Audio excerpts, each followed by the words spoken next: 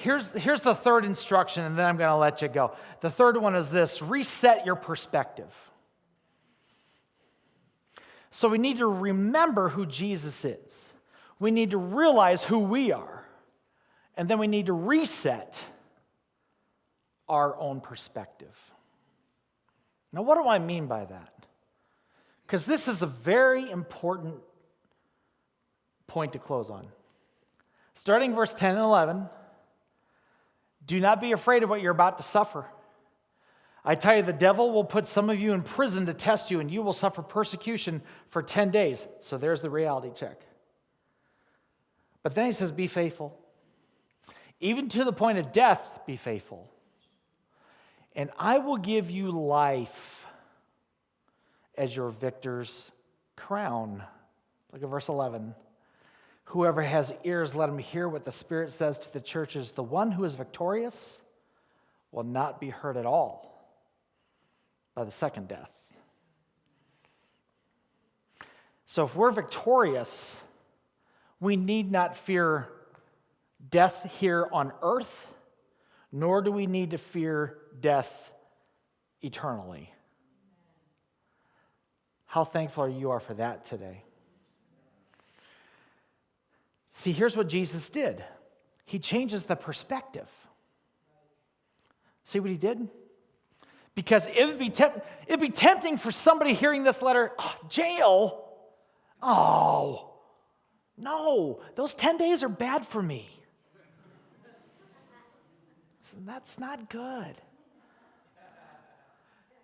And what does Jesus do? Jesus takes their attention. Oh man, this is so big.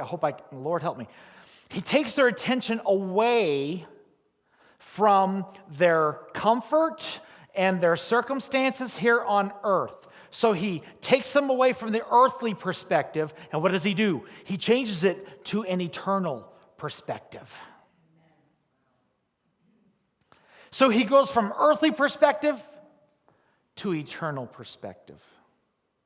And see, how do you live this out? How do you live this out in the world that we're at? Especially when you're going through some stuff. How do you live this out? Because you know that this is not all there is.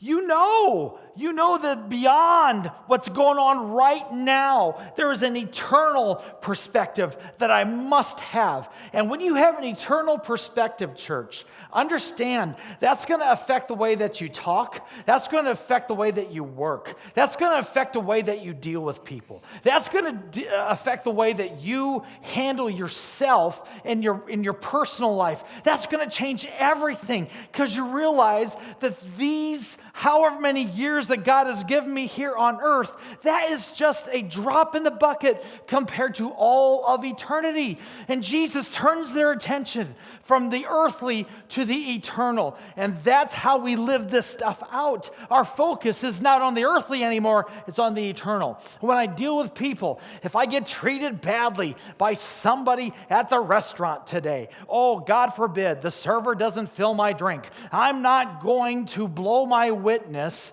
because of that. They saw you praying over your food, so let's keep the attitude right there, Bubba. What you need to do is understand that everybody you come in contact with, you have an opportunity to change eternity and to make a difference in eternity. I don't care if it's the DoorDash guy, I don't care if it's your boss, the teacher, the person you go to school with, the person you go to work with. We need an eternal perspective for all that we do.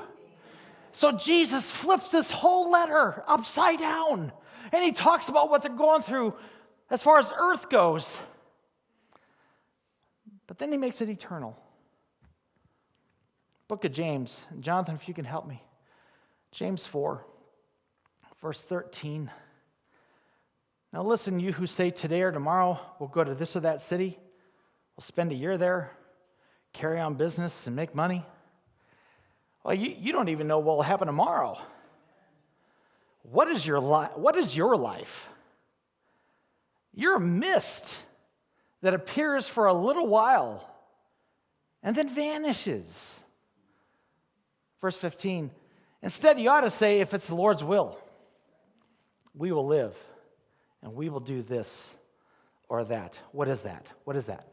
That is eternal perspective. That's eternal perspective.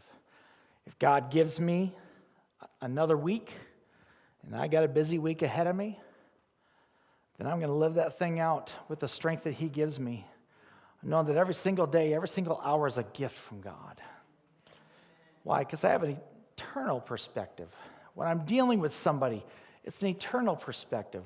There's a guy that I see at a drive-thru, not that I go through a lot of drive-thrus, but there's a guy that I see at one of the drive-thrus here in town, and he knows my name, I know his.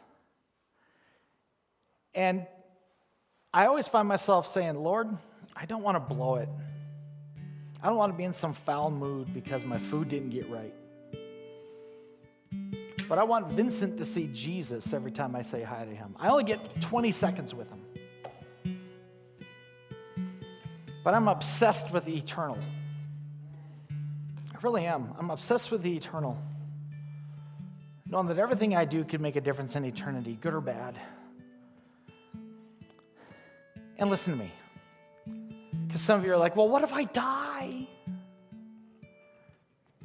I read this, and even if the worst happens, it's still not the worst.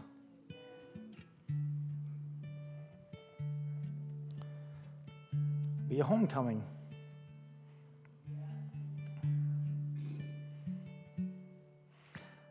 A homecoming. Where I get to see Jesus. We get to hear, well done. Man, that day.